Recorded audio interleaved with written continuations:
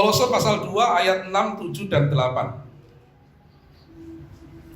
Kalau sudah menemukan, kita akan baca bersama-sama ya, 3 ayat ini ya. Kolose pasal 2 ayat 6 sampai dengan ayat yang ke-8. 1, 2, 3. Kamu telah menerima Kristus Yesus Tuhan kita. Karena itu hendaklah hidupmu tetap di dalam Dia. Hendaklah kamu berakar di dalam Dia dan dibangun di atas Dia. Hendaklah kamu bertambah teguh dalam iman yang telah diajarkan kepadamu. Dan hendaklah hatimu melimpah dengan syukur. Hati-hatilah supaya jangan ada yang menawan kamu dengan filsafatnya yang kosong dan palsu menurut ajaran turun-temurun dan roh-roh dunia, tetapi tidak menurut Kristus. Amin. Sedemikian jauh pembacaan firman Tuhan. Berbahagialah setiap kita yang terus memberi diri untuk diisi dengan kebenaran-kebenaran firman Tuhan. Bapak Ibu dan saudara sekalian kasih Tuhan, maaf saya agak kaku ya, karena saya rasa mimbar ini terlalu tinggi buat saya, dan saya pun juga nggak terlalu tinggi gitu ya.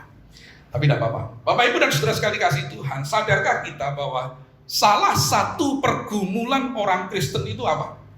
Ternyata Bapak Ibu sekalian, salah satu pergumulan orang Kristen itu bukan tentang masalah ekonomi, bukan masalah tentang kesehatan, bukan masalah tentang pekerjaan, bukan masalah tentang masa depan.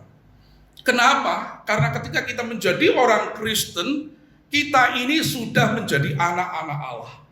Di sana Allah lah yang bertanggung jawab atas kehidupan kita. Sehingga kita masih ingat bagaimana waktu Tuhan Yesus mengajarkan di dalam kitab Matius pasal yang ke-6.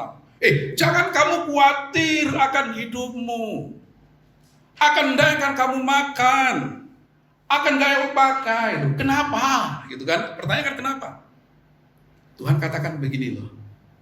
Burung di udara saja dipelihara oleh Bapakmu. Loh saudara-saudara. Itu firman Tuhan. Bunga di padang saja itu didandani oleh Bapakmu.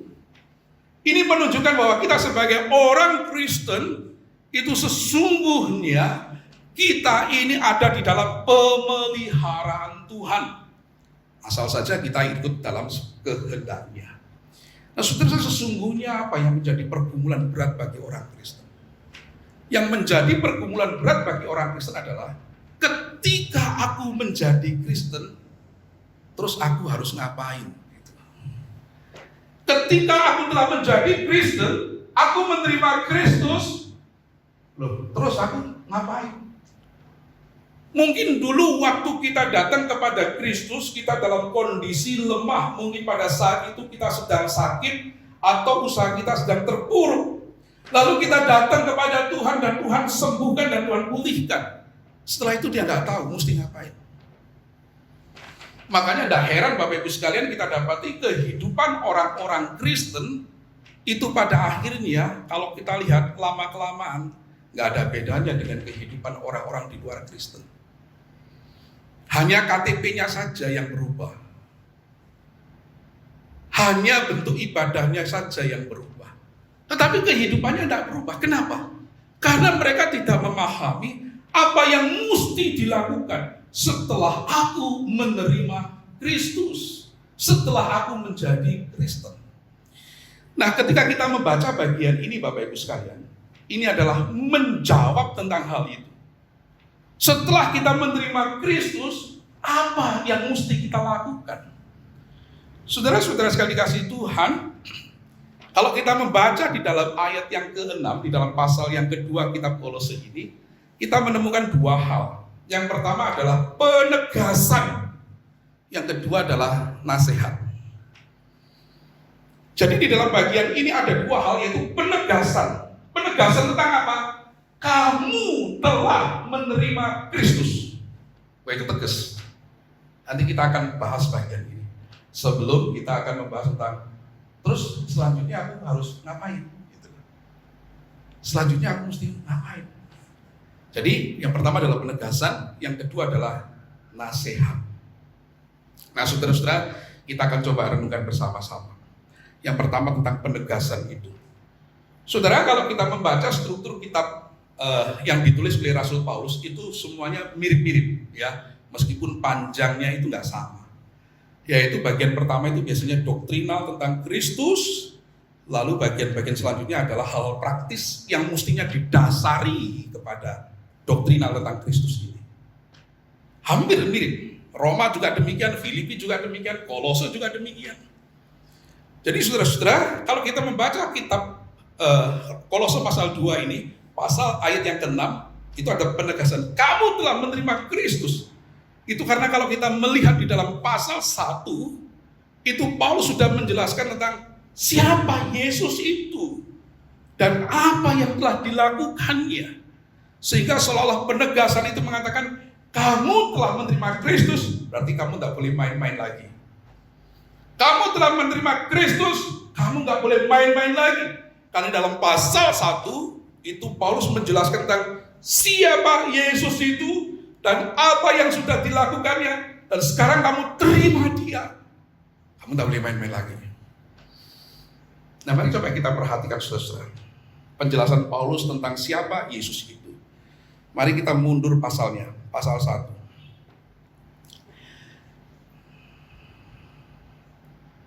Yang pertama di dalam pasal 1 ayat yang ke-15. Mohon maaf Pak Robi, saya boleh minta air minumnya? Iya. Oh iya di situ ya, terima kasih saudara.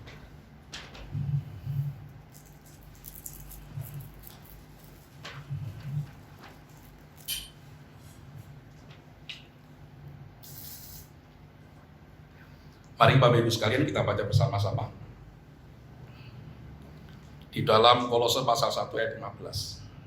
1, 2, 3. Ia adalah gambar Allah yang tidak kelihatan, yang sulung, lebih utama dari segala yang diciptakan. Saudara-saudara, seolah-olah di dalam pasal 2 ayat 6, penegasan itu mengatakan, kamu tidak boleh main-main, kamu menerima Kristus. Kenapa? Karena dia adalah gambar Allah yang tidak kelihatan. Saudara, Allah itu nggak bisa dilihat. Tetapi ketika Allah memperlihatkan diri, membatasi diri, menjadi manusia, yang di dalam bulan Desember ini kita peringati sebagai perayaan Natal. Itulah gambar Allah itu. Artinya saudara-saudara, kalau saudara membaca di dalam bagian-bagian selanjutnya, kepenuhan hikmat Allah ada di dalam dia. Saudara masih ingat ya, ada seorang imam yang usianya sudah tua, ketika menimang Yesus dia berkata begini, aduh, nabi-nabi dahulu menantikan hal yang seperti ini. Berbahagialah hambamu yang saya melihat hal ini. Bayi Yesus itu. Karena dia memahami ini adalah Allah yang menampakkan dirinya di dalam diri Yesus Kristus. Jadi saudara-saudara nggak boleh main-main. Kita sudah terima Yesus. Dia adalah Allah yang nggak kelihatan itu. Allah yang menampakkan diri itu. Allah yang maha luar biasa itu, membatasi dirinya, menyatakan dirinya di dalam Kristus Yesus itu. Lalu perhatikan ayat 16, pasal 1 ayat 16. Mari kita baca bersama-sama. Pasal 1 ayat 16. 1, 2, 3. Karena di dalam dialah telah diciptakan segala sesuatu yang ada di sorga dan yang ada di bumi, yang kelihatan dan yang tidak kelihatan, baik singgasana maupun kerajaan, baik pemerintah maupun penguasa. Segala sesuatu dicipta oleh Dia dan untuk Dia. Bapak Ibu dan saudara sekalian dikasih Tuhan, Tuhan Yesus bukan cuma sekedar penyembuh gampang itu. Tuhan Yesus bukan sekedar pemulih gampang itu. Kalau kita membaca bagian ini, dia adalah bukan hanya Allah, tapi dia yang mencipta semesta ini. Mulai dari yang tidak kelihatan sampai yang kelihatan. Baik itu singgasana, kuasa, dan lain sebagainya diciptakan oleh Dia. Jadi saudara, kita mesti sadar ya, kita menerima Kristus menghadirkan Kristus dalam hidup kita, itu berarti menghadirkan Allah dalam hidup kita. Jadi penegasan Paulus cukup beralasan. Kamu telah menerima Kristus, Tuhan kita. Ingat siapa dia? Dia adalah Allah yang tidak kelihatan itu. Dan dialah yang telah mencipta segala sesuatu itu. Dan segala sesuatu yang dicipta itu untuk dia. Itu di bagian akhir jelas sekali. Segala sesuatu diciptakan oleh dia dan untuk dia. Termasuk kita. Termasuk kita. Bapak Ibu dan saudara sekali kasih Tuhan, benda apa sih yang dibuat manusia yang tidak ada tujuannya oleh pembuatnya? Tidak ada. Semua yang dibuat oleh manusia itu pembuatnya mesti ada tujuannya. Bahkan saudara-saudara, saya waktu itu sempat bingung. Kalau kita punya celana jin ya, di dalam saku itu ada satu lagi kecil, ya, celana levis itu, saku ini. Saudara tahu enggak untuk apa itu ternyata? Untuk apa itu? Apa ini aksesoris? Saudara perhatikan di dalam sejarahnya itu. Ternyata celana itu adalah untuk penambang. Kalau dia mendapatkan emas, ditaruh di situ. Nah, itu sejarahnya. Nah, kalau kita dicipta untuk siapa? Ya, Alkitab jelaskan.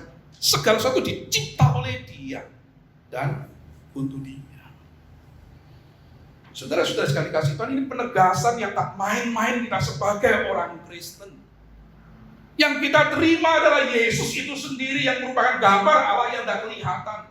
Yesus sendiri yang telah mencipta segala sesuatu, baik yang kelihatan ataupun yang enggak kelihatan. Wah, istimewa sebetulnya kita. Makanya anugerah terbesar adalah ketika kita menerima Kristus dalam hidup kita. Yang berikutnya, ayat 18. Ayat 18. Mari kita baca bersama-sama. 1, 2, 3. Ialah kepala tubuh, yaitu jemaat. Ialah yang sulung yang pertama bangkit dari antara orang mati, sehingga ia lebih utama dalam segala sesuatu. Dikatakan Kristus Yesus yang kau terima itu adalah kepala tubuh, yaitu jemaat. Saudara, ini bukan sekedar menunjuk tentang hierarki ya, bukan. Tetapi itu menunjukkan jemaat, engkau tanpa Kristus gak mungkin hidup. Saudara bisa bayangkan ada tubuh, tidak ada kepala. Ngeri ya. Ngeri. Tubuh terpisah dari kepala, mati. Nah, kita ini jemaat Kristus adalah tubuhnya, dia adalah kepalanya. Maka kita mesti menyatu dengan dia. Dan kita mesti menjadikan dia kepala yang di dalamnya kita akan tunduk kepadanya. Hei, gak main-main loh, kamu telah menerima Kristus. Itu ucapan gak main-main. Karena dia adalah Allah, dia yang mencipta, dia adalah kepala atas tubuh, bahkan dikatakan dia adalah yang sulung dari antara yang dibangkitkan. Saudara-saudara, ini menjadi dasar keyakinan orang Kristen. Kita itu meyakini bahwa nanti ada kebangkitan tubuh. Saat kita mengikrarkan pengakuan iman rasuli, setiap minggu, setiap ibadah, itu bukan berarti itu hanya pikiran manusia saja yang mengarang-arang. Tidak, itu dasarnya juga di sini ini.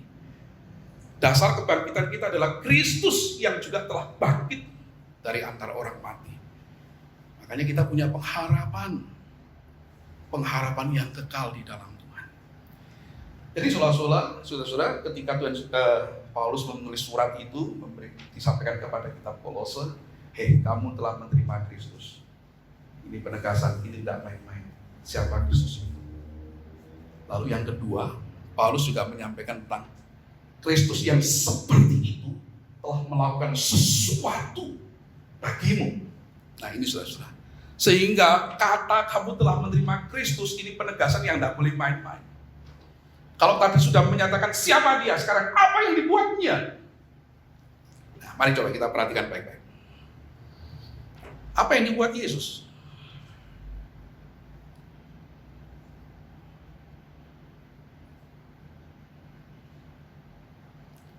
Kita baca pasal 1 ayat 13.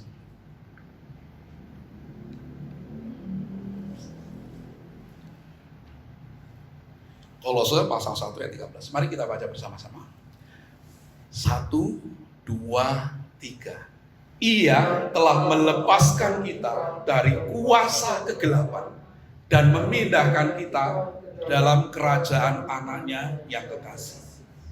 Saudara-saudara sekali kasih Tuhan, Paulus menyatakan tentang apa yang telah dibuat Kristus yang kau terima itu. Yang pertama, ia telah melepaskan kita dari kuasa kegelapan. Makanya orang Kristen tidak boleh lagi hidup kembali di dalam kegelapan. Kenapa? Karena Kristus telah melepaskan itu. Telah membebaskan kita dari kegelapan. Oleh sebab itu kita tidak boleh lagi kembali hidup di dalam kegelapan. Nah, saudara-saudara, ini harus kita pahami sebagai orang Kristen. Apa yang telah Tuhan Yesus buat. Dia bukan hanya menyelamatkanku mati di kayu salib, tapi juga menjelaskan dalam bagian itu, dia sesungguhnya telah menyelamatkan kita dari kuasa kegelapan itu. Kita sudah dibebaskan. Sekarang hal yang konyol kalau kita kembali hidup di dalam kegelapan. Saya harap kita sebagai orang-orang Kristen memahami akan hal ini. Hidup kegelapan itu apa? Bukan hanya tentang kuasa gelap, Bapak Ibu sekalian. Tentang sesuatu yang kita terikat dengan kuasa duniawi itu juga harus kita lepaskan. Karena kita sudah tidak lagi hidup di sana. Kristus sudah lepaskan itu. Saudara-saudara sekali kasih Tuhan, sekitar 3 minggu yang lalu kalau nggak salah ya 3 minggu yang lalu saya diundang khotbah di Tropoali. Ada sebuah gereja karismatik di sana yang tahun ini sudah 3 kali mengundang saya untuk khotbah ke sana. Sehabis khotbah, saudara-saudara, saya diajak untuk mendoakan usaha seseorang. Lalu saya tanya, orang ini jemaat kita bukan? Jemaat Bapak bukan? Bukan Pak, dia ini bukan Kristen. Jadi dia punya usaha, jadi dia sudah pakai istilahnya itu penglaris gitu ya. Dari yang lain kurang puas. Mungkin akan lebih banyak larisnya kalau undang Pak Pendeta. Saya bilang, kok Bapak kenal? Iya, mamanya itu jemaat kita. Hah? Iya. Tahu seperti ini? Tahu. Wong di rumah mamanya sendiri itu ada sesuatu yang digantung-gantung. Terus bagaimana Pak Pendeta waktu ngomong? Dia bilang begini, ya kita kan ya minta kekuatan dari Tuhan, iya. Kalau minta kekuatan dari yang lain kan tambah kuat. Pinter ya, manusia lebih pinter ternyata. Lebih kuat. Wah, nggak bisa begini ini. Kita perlu konseling dulu mamanya ini. Oke dah, kita lepas dari mamanya. Kita perlu untuk berdoa dan juga bukan tentang usahanya sekarang. Kita fokus kepada orang ini, pemilik usahanya ini. Saudara-saudara sekali dikasih Tuhan, bagaimana mungkin orang Kristen punya pemikiran seperti itu? Dia minta kekuatan dari dua-duanya. Padahal, sesuatu kita katakan kita sudah dilepaskan dari kuasa kegelapan. Loh, kita mesti sadari ini, saudara-saudara. Kita sebagai orang Kristen, aku telah menerima Kristus waktu Dia adalah Allah yang mencipta semesta ini, yang maha kuasa. Dan Dia telah melakukan sesuatu, yaitu melepaskanku dari kuasa gelap. Yang kedua, apa yang dilakukan? Jadi 13a, sekarang 13b, saudara. Mari kita baca sekali lagi. Mulai dari dari ini ya.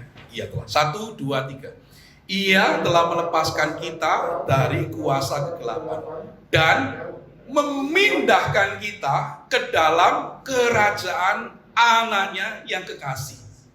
Kalau tadi kita dilepaskan dari kuasa kegelapan, Yesus melakukan sesuatu yang luar biasa, yaitu memindahkan kita ke dalam kerajaan anaknya, kerajaan Kristus itu. Saudara-saudara, kalau kita masuk di dalam kerajaan Kristus, itu berarti berlakunya hukum-hukumnya Kristus. Kalau di Pangkal Balam, saudara-saudara, di Ketapang, hukum naik motor kalau nggak ada rahasia, nggak pernah pakai helm sebagian besar. Oh, di sini, apalagi di tengah kota, nggak ada rahasia pun mesti pakai helm. Hukum berbeda, kebiasaan nggak boleh dibawa. Demikian pula ketika kita menjadi Kristen, Kristus telah membawa kita ke dalam kerajaannya. Itu berarti ada hukum-hukum Kristus yang mesti ditaati, dan Kristus sendiri sebagai Raja yang mesti dimuliakan. Ini penting. Kita sudah tidak boleh lagi hidup di dalam kerajaan dunia yang berbeda, yaitu di mana dunia dimuliakan.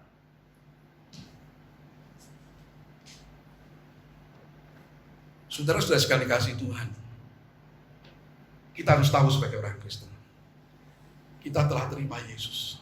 Apa yang Dia lakukan? Dia telah melepaskan kita dari kuasa kegelapan. Yang kedua, Dia telah memindahkan kita dalam kerajaannya. Berarti kita ada di dalam kerajaan Kristus, di mana Kristus itu bertahta, Kristus adalah Raja, dan Kristus mesti kita muliakan. Kita tidak boleh ada di dalam Kristus, tetapi justru dunia yang kita muliakan. Itu ibaratnya membangun negara di dalam negara. Membangun negara di dalam negara yang lama. Kalau kita masih mendewakan dunia, kita masih bangga terhadap sesuatu yang duniawi, bangga sesuatu terhadap yang seperti itu, waktu saudara, berarti itu yang kita muliakan. Itulah kemuliaan kita. Tetapi ketika kita menjadi Kristen, semestinya Dialah yang kita muliakan. Kristuslah yang mesti kita muliakan, karena kita sudah dibawa ke dalam kerajaan anaknya. Nah, saya harap kita sebagai orang Kristen sekarang memahami, iya, orang Kristen itu bukan cuma sekedar dibaptis, selesai, tidak. Kita harus tahu itu adalah bukti kita menerima Yesus. Siapa Yesus? Dia adalah Allah. Apa yang dilakukannya? Seperti ini, saudara-saudara.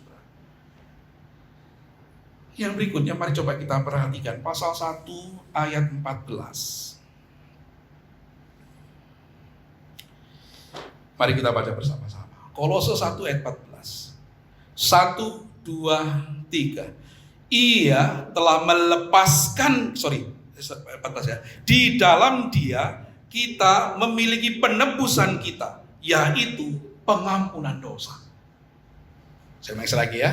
Di dalam Dia kita memiliki penebusan kita, yaitu pengampunan dosa. Saudara-saudara sekali kasih Tuhan, sesuatu yang luar biasa yang perlu kita syukuri. Kita bersyukur kepada Tuhan itu bukan hanya Tuhan, kami berterima kasih atas makanan yang ada di depan kami. Kita bukan hanya bersyukur Tuhan, terima kasih atas pekerjaan, atas kelancaran. Tapi pernahkah kita bersyukur atas pengampunan yang Dia berikan?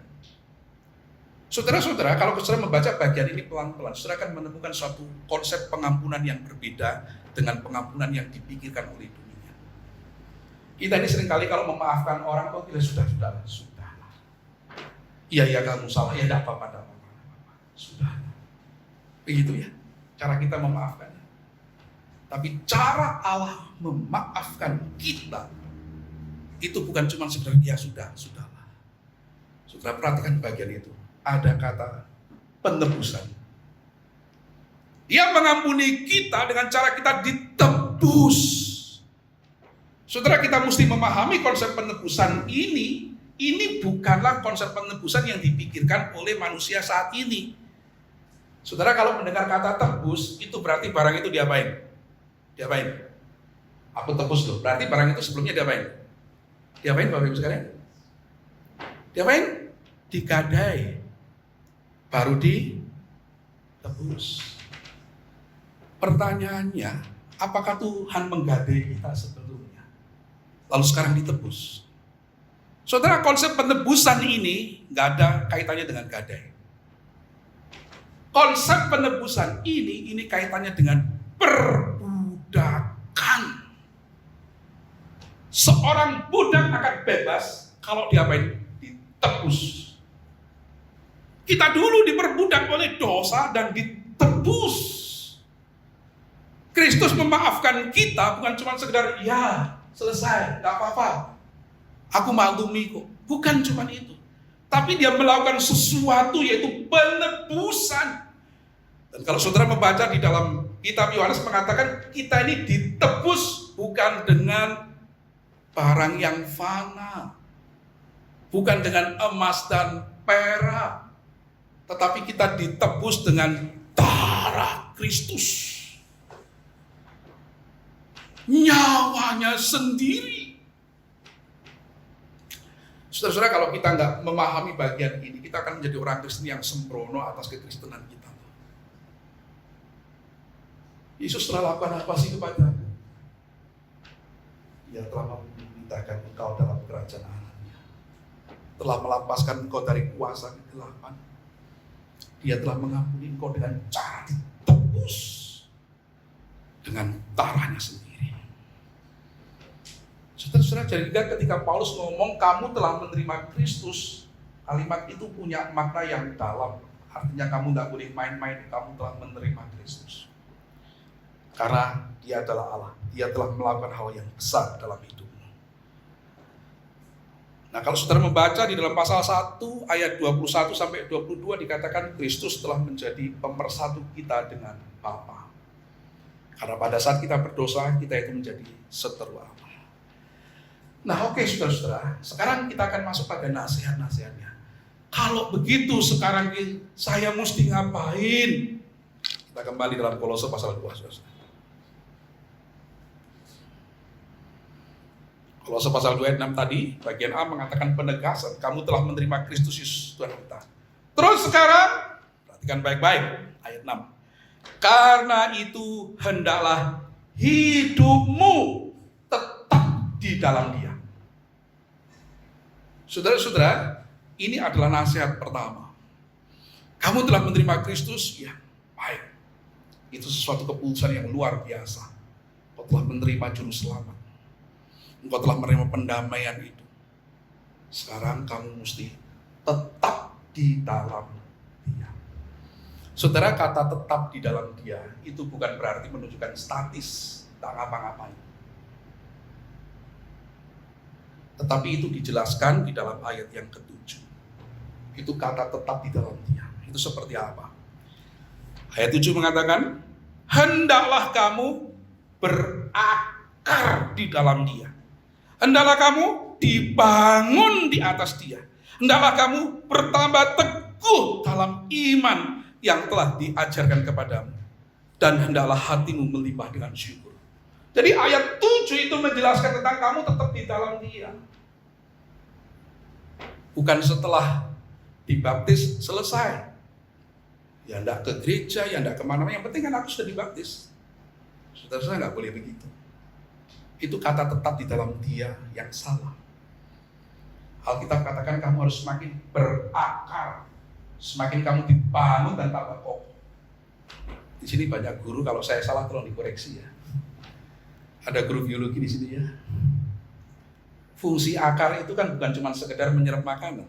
Betul ya kira-kira ya? Iya. Fungsi akar itu salah satunya adalah supaya dia punya batangnya itu tak mudah roboh. Karena batang semakin tinggi, akar mesti semakin dalam dan lebar. Makin berakar dan semakin kokoh, militan, menjadi kekristenan yang militan. Lalu semakin bertumbuh, dibangun dengan pengajaran-pengajaran yang benar, yang sehat. Saudara-saudara sekali kasih Tuhan, ketika saya membaca bagian ini, kenapa ya kita mesti berakar? Nggak cukup ya, cuman dibaptis selesai. Enggak, mesti berakar. Mesti kita harus dalam Dia dengan teguh. Kenapa, saudara? Karena kalau kita mempelajari, saudara-saudara, ternyata kita ini sebagai orang Kristen, setelah kita menerima Kristus, kita itu menjadi sasaran tembaknya si iblis tuh. Kita itu selalu menjadi seterunya si jahat. Iblis itu selalu tidak senang atas apa yang kita lakukan untuk kemuliaan Tuhan. Selalu saja mendapat hambatan, selalu saja mendapat rintangan. Karena kita mesti sadar itu. Makanya kalau orang sedang sejahtera yang tidak ada goncangan segala macam, saya nggak tahu bagaimana dia bernegosiasi dengan serangan itu. Wong Tuhan Yesus sendiri, saudara-saudara, ngeri sekali kalau kita baca di dalam Alkitab. Kisahnya bagaimana Tuhan Yesus itu diserang habis-habisan oleh iblis. Pada saat dia masih anak-anak, iblis pakai Herodes untuk membasmi Yesus kecil itu. Herodes pergi ke Betlehem dengan pasukannya, diperintahkan semuanya. Untuk apa? Membasmi semua anak-anak kecil. Karena menurut informasi orang Majus, itu yang lahir raja itu di Bethlehem. Lalu saudara kalau memperhatikan cerita itu, dia kumpulkan imam-imam. Saya nggak ngerti ya kenapa imam-imam waktu itu tunduk ya kepada Herodes. Mungkin karena bait Allah itu dibangun oleh Herodes. Jadi pada zaman Tuhan Yesus, Bapak Ibu sekalian, bait Allah itu yang bangun bukan orang Yahudi, bukan. Itu Herodes. Untuk apa sih? Untuk meredam supaya orang Yahudi tidak pernah berontak lagi. Makanya ada kelompok namanya Herodian. Mereka adalah kelompok yang mengagungkan Herodes. Inilah penyelamat kami. Buktinya apa? Kami dibangunkan bait Allah itu. Sehingga gak heran kalau waktu Herodes itu dengar katanya orang Majus, ini bukan orang Yahudi kok ngomong begini ya. Aku lihat bintangnya dari timur, tandanya raja lahir. Di mana? Di Bethlehem. Lalu dikumpulin semua ahli-ahli Taurat, imam-imam, coba selidiki. Benar enggak menurut kitabmu ada di sana? Ternyata benar. Wah, setelah itu Herodes bikin pasukan serbu itu Bethlehem. Anak-anak kecil potong habis. Saya pernah nonton film The Son of God. Saudara-saudara pernah kalian nonton itu ya? Ngeri sekali itu. Pembunuhan di mana-mana, pembantaian, ngeri sekali. Ayah-ayahnya tidak rela anaknya untuk dipenggal itu disalib. Mama-mamanya yang potong-potong dipenggal tangannya. Ngeri saudara. Itu filmnya sih.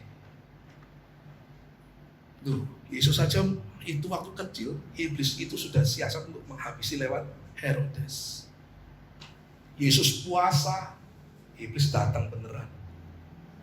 Ya katakan itu, tak kasih semuanya dunia ini kalau kau menyembah aku. Saudara, nggak gampang loh itu. Tak gampang. Dunia itu menggoda loh saudara-saudara. Hari ini kalau nggak salah ya, semalam KPK memamerkan lagi hasil tangkapannya. Ya, kalau beberapa waktu lalu KPK nangkep siapa namanya itu, Menteri Perikanan ya. Sekarang juga Menteri Sosial. Korupsi apa? Dana Corona, Bapak Ibu sekalian, ngeri sekali. Dan beberapa tersangka itu saudara. Tidak tahu sih, saya cuma curiga saja. Itu ada kata-kata Kristen di situ. Nama-nama Kristen. Ada nama di situ. Menggoda sekali Bapak Ibu sekalian. Jadi iblis itu caranya itu ngeri. Mulai dengan cara yang kasar, yang keji, sampai cara yang halus. Saudara masih ingat ketika waktu Tuhan Yesus ngomong kepada murid-muridnya. Kalau saudara membaca dalam kitab Matius, 4 kali Yesus ngomong begini. Sekarang tiba saatnya anak manusia harus pergi ke Yerusalem. Di sana anak manusia akan disesah dan disalibkan, dan pada hari ketiga dibangkitkan. Itu tertulis dalam kitab Matius pasal 16. Lalu Petrus itu menarik Yesus. Guru, jangan itu sampai terjadi. Yesus ngomong apa? Enyahlah engkau, iblis. Iblis bisa pakai segala macam. Jadi Bapak Ibu dan Saudara sekalian kasih Tuhan, kita mesti teguh. Kita mesti berakar di dalam Kristus. Kenapa saudara-saudara? Karena iblis selalu menyerang kita supaya kita ini lari daripada pengharapan kekal itu. Makanya nasihat daripada Paulus kepada jemaat di Kolose, kamu mesti tetap di dalam Dia. Bukan berarti cuma diem. bukan jadi pasif.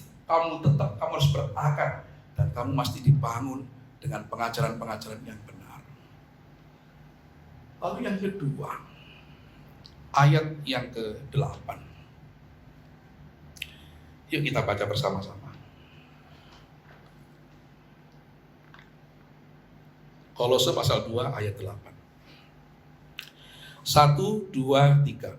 Hati-hatilah supaya jangan ada orang menawan kamu dengan filsafatnya yang kosong dan palsu, menurut ajaran turun-temurun dan roh-roh dunia, tetapi tidak menurut Kristus.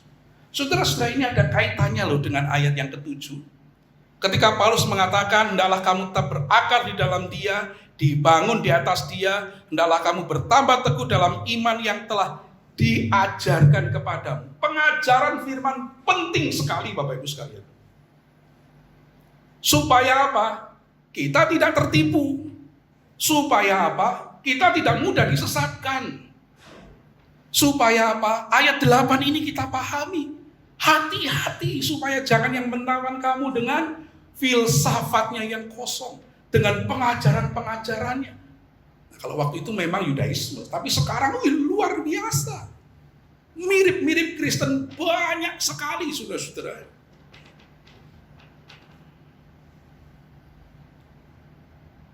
Jadi kita harus tekun di dalam pengajaran. Saya harap kita sebagai orang Kristen cinta firman. Bukan cuma cinta menyanyi, cinta firman penting, saudara-saudara. Saya pernah ketemu seorang hamba Tuhan sharing. Pak Fran, gerejanya ada penginjil lagi enggak? Ada. Oh, siapa? Istri saya. Saya bilang, lo enggak ngambil mahasiswa praktek ya? Enggak, saya bilang begitu. Belum. Lo kamu melayani ya? Terus penginjilmu? Enggak ada. Kenapa? Aduh, susah sekarang Pak Fran. Loh, kenapa kok susah? Pokoknya sekarang kalau banyak penginjil itu yang maunya kalau sudah nyanyi, katanya sudah segala-galanya. Ada jadwal khotbah. Aduh, gitu, mengeluh. Loh, gimana mengajar kok mengeluh? Nih, sekolah untuk mengajar, bukan sekolah untuk menyanyi. Kekristenan perlu belajar. Supaya apa? Supaya ini kita nggak ditarik oleh filsafat yang kosong menurut ajaran dunia. Saudara-saudara sekalian kasih Tuhan, setahun 2 tahun terakhir ini saudara, kita digemparkan dengan salah satu keputusan seorang sinode untuk mengeluarkan hamba Tuhan, bukan karena kesalahan moral, bukan karena kesalahan kejahatan, pidana, tapi karena menyimpang, yang tidak mengakui lagi tentang ketritunggalan Allah. Di dalam tulisannya tentang menyebutkan tentang Tritunggal. Ini sinode mereka sendiri, bukan dari persepsi saya, bukan. Akhirnya dikeluarkan. Tapi hubungannya tetap baik secara personal. Saudara, ini hamba Tuhan itu cukup besar itu. Khotbahnya bagus dan praktikannya bagus sekali. Tapi sayang ya, seperti ini. Lalu muncul lagi ajaran-ajaran lagi oleh orang yang sama. Yesus itu bukan Theos. Yesus itu bukan Allah. Dan itu sama dengan saksi Yehova. Pernyataan itu sebetulnya sudah ada sebelumnya, yaitu tentang saksi Yehova mengatakan Yesus bukan Allah. Lalu dia juga mengajar tentang mimpinya, yang dia di surga, lalu dia berjumpa dengan Roh Kudus. Saudara, bagaimana mungkin bertabrakan dengan firman Allah? Saudara, kalau kita tahu seperti ini, berarti kita tahu, saudara, ini ternyata menyimpang. Karena tidak mungkin, saudara-saudara, ada orang racun saya lalu bilang gini, Pak Pendeta Frank, ini potas mematikan, silakan diminum. Oh, saya segera tahu, saya nggak akan minum. Kecuali dia telepon, Pendeta Frank, ya ada di rumah? Ada. Malam ini ada kegiatan? Oh enggak, kebetulan enggak. Yuk main ke rumah. Kenapa? Saya masakkan nasi goreng yang spesial untuk Pak Fran, yang enak sekali. Wah, karena dia tahu saya suka makan, dia dari perutnya gendut ini pasti suka makan. Lalu dikorengkan, waduh, telurnya bukan cuma 1 tapi 7. Pokoknya enak lah, tapi dikasih racun tikus sedikit saja. Pak Fran, bagaimana enak? Wah, haus. Mau lagi? Oh iya, boleh. Masa makan lagi. Kenapa? Karena enak. Enaknya banyak. Racunnya sedikit, tapi mematikan. Tunggu 3 jam atau 2 jam, langsung berbusa mulutnya. Bapak Ibu dan saudara sekali kasih Tuhan, kita mesti belajar firman Tuhan. Alkitab katakan kamu telah menerima Kristus, oke, tetaplah di dalam Dia. Kamu mesti berakar, kamu mesti dibangun dengan pengajaran-pengajaran itu. Kenapa? Supaya jangan ada yang menawan kamu. Yang berikutnya, saudara-saudara, mari coba kita lompati Kolose pasal yang ketiga. Kolose pasal yang ketiga ayat 1 dan 2. Mari kita baca bersama-sama. Kolose pasal 3 ayat 1 dan 2. 1, 2, 3. Karena itu, kalau kamu dibangkitkan bersama-sama dengan Kristus, carilah perkara-perkara yang di atas, di mana Kristus ada, duduk di sebelah kanan Allah. Pikirkanlah perkara-perkara yang di atas, bukan yang di bumi. Saudara, setelah kita ini ada di dalam Kristus, kita semakin teguh, semakin kokoh. Nah, sekarang pikiran kita mesti kita rubah. Yaitu kita mesti memikirkan tentang sesuatu pengharapan yang kekal itu. Yang Paulus katakan perkara-perkara yang di atas itu. Perkara-perkara di mana Kristus ada, dimuliakan. Jadi diharapkan ketika kita sudah menerima Kristus yang tidak main-main penerimaan ini, kita harus kuat di dalam Dia. Kita harus mulai sekarang berpikir tentang pengharapan di dalam Dia, yaitu di kekekalan itu. Saudara, saya percaya bahwa kita semuanya pernah berpikir tentang pengharapan, tapi nggak tahu pengharapan kita sebatas mana. Apakah kita pernah berpikir tentang pengharapan yang kekal? Ketika kita berpikir tentang pengharapan setahun, 2 tahun, 5 tahun, kita itu kepo, sudah mulai akan hal itu. Kita pun juga pernah sukacita di dalam pengharapan. Saudara-saudara sekali kasih Tuhan, saya masih ingat sekali, waktu pertama kali istri saya hamil anak yang pertama. Itu saya rutin sekali, pokoknya anak pertama itu, gak tahu kita mungkin sama yang habis-habisan lah, yang terbaik lah. Yuk, apa kata dokter kita ikuti, gitu kira-kira ya. Tiap bulan kontrol, sampai 4 bulan pun saya dokter ini. Dokter, kira-kira laki-laki atau perempuan lah? Belum Pak, belum bisa dilihat. Karena waktu itu masih USG-nya hitam putih. Lalu umur 7 bulan. 7 bulan dilihat. Laki-laki Pak, waduh saudara. Ini baru 7 bulan disebutkan laki-laki. Ini berarti anak saya belum lahir kan? Masih dalam perut.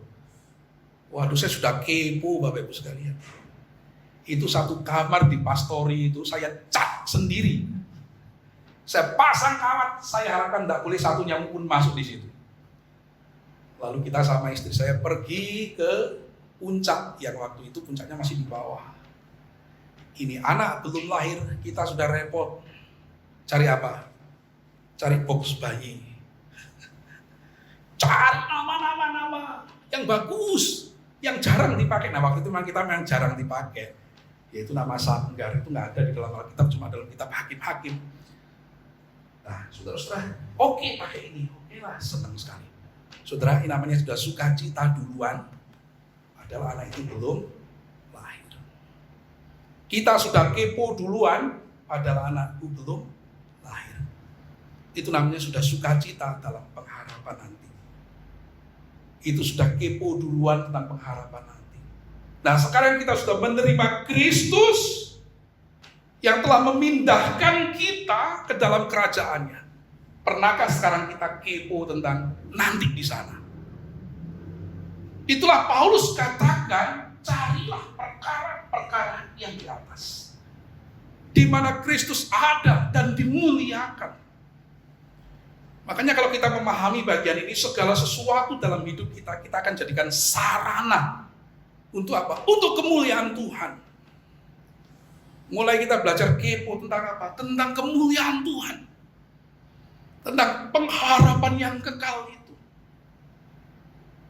Nah, saudara-saudara, Paulus katakan itu kamu telah menerima Kristus. Ya. Nah, sekarang bagaimana? Kamu di dalam tiang makin teguh supaya kamu tidak bisa lagi ditipu. Kamu mesti hati-hati ketika carilah perkara-perkara yang di atas. Lalu yang berikutnya di dalam Kolose pasal 3 ayat 5 dan 6.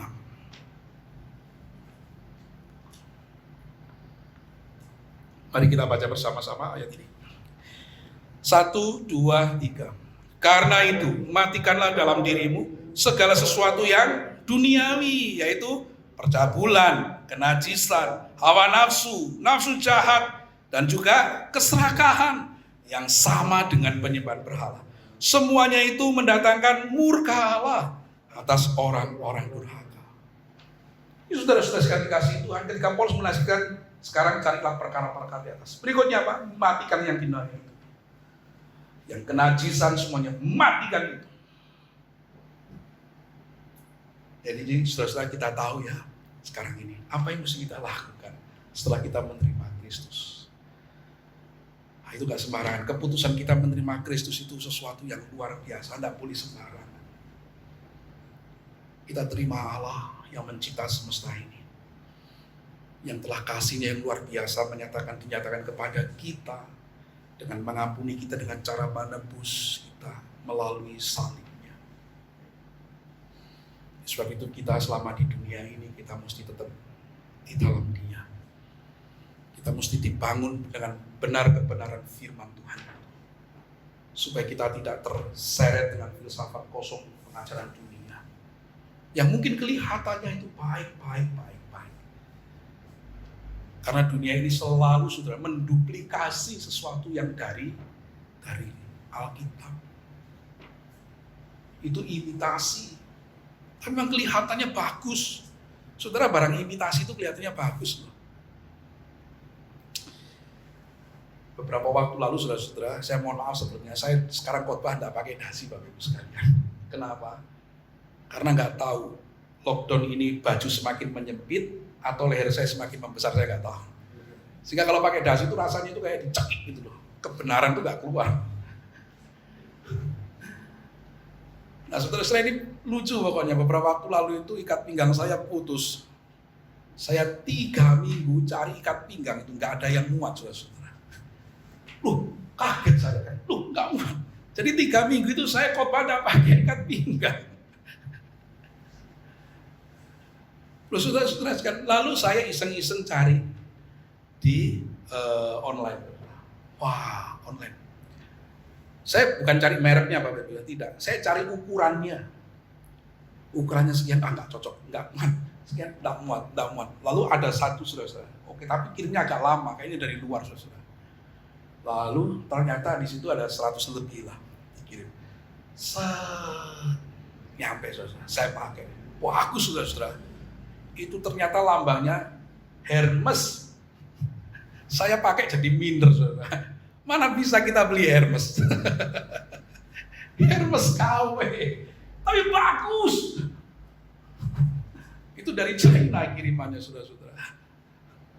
Jadi yang imitasi yang bagus, saudara-saudara. Kita sering kali terpesona karena itu. Nah, kalau kita belajar Alkitab, kita akan makin mengerti. Seperti kita akhirnya biasa makan lah. Makan walaupun kita makan apapun, lalu kita langsung ternyata ada tulangnya. Kenapa? Karena kita terbiasa seperti itu. Nah, saudara-saudara sekalian kasih Tuhan, saya berharap kita sebagai orang Kristen sekarang ini mulai menyadari kita telah menerima Kristus Yesus. Yuk kita ada di dalam Kristus. Kita makin kokoh. Kenapa? Karena kita selalu menjadi sasaran si jahat. Ya buktinya gereja ini sampai akhirnya pindah di sini, bukan? Ada penolakan. tetapi bersyukur Tuhan membuka jalan. Kita tetap bertekun di dalam Tuhan. Nah saudara-saudara, biarkan kebenaran firman Tuhan ini menolong kita untuk mengetahui sekarang apa ya Tuhan yang harus aku lakukan supaya di dalam tubuhku yang fana ini Engkau dimuliakan. Amin. Mari kita tundukkan kepala dan kita masuk di dalam doa.